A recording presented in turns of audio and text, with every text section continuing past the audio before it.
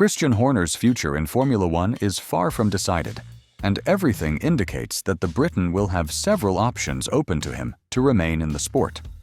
Although many believe he will seek another position as team principal, internal sources reveal something much bigger and more shocking: becoming a team owner. But which team would be willing to sell a stake to Horner, who has been with Red Bull since its inception in 2005? And more importantly, will the internal drama at the Austrian team affect his future in F1? There is no doubt that Christian Horner's dismissal from Red Bull was one of the biggest surprises in the world of Formula One. Even when we thought that everything had already been resolved and swept under the rug, as Marco said a few months ago, in order to keep the fight for the championship against McLaren alive. But apparently, that was not the reality. Once the eldest son of Chalurm Jovidia, the owner of the Thai side of Red Bull, sold 2% of his shares, the ownership percentage passed into Austrian hands. They now own 51% of the team. And their first order?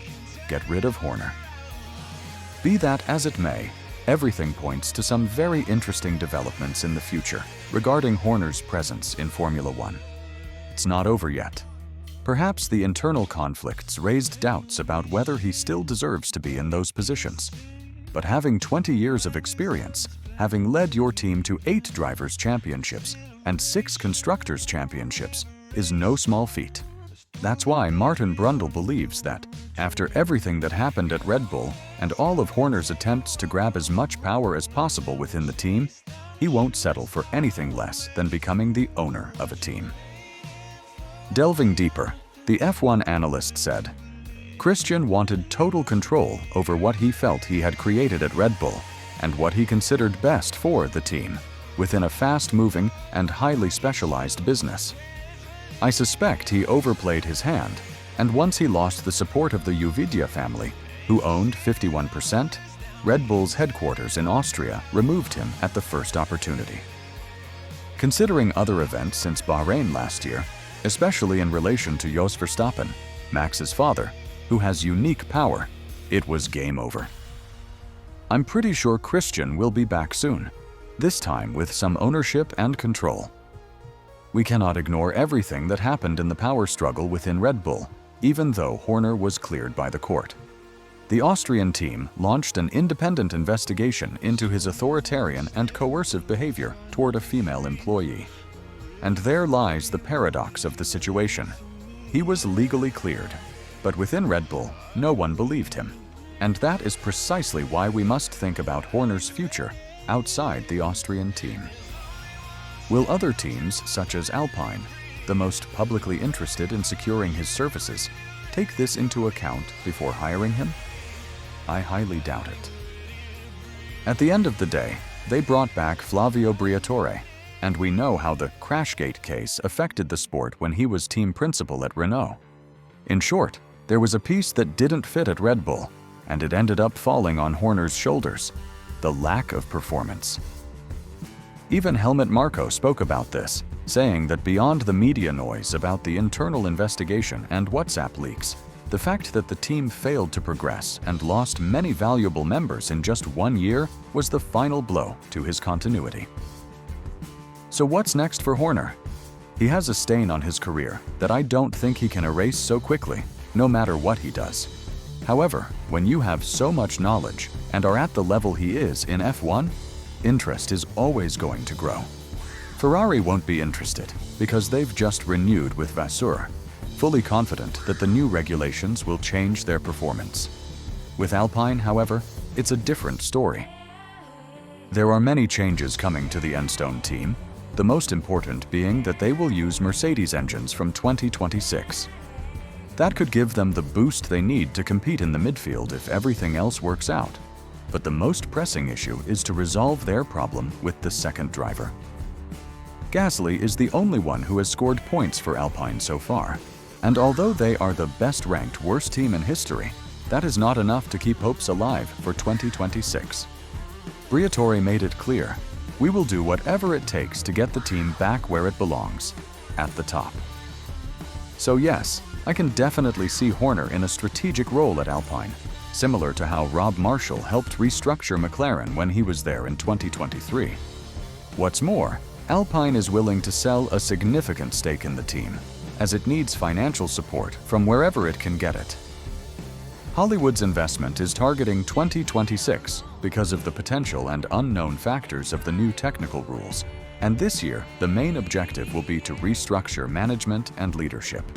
Again, despite everything that has happened between Horner and Red Bull, there is no denying that he is one of the best leaders in the sport.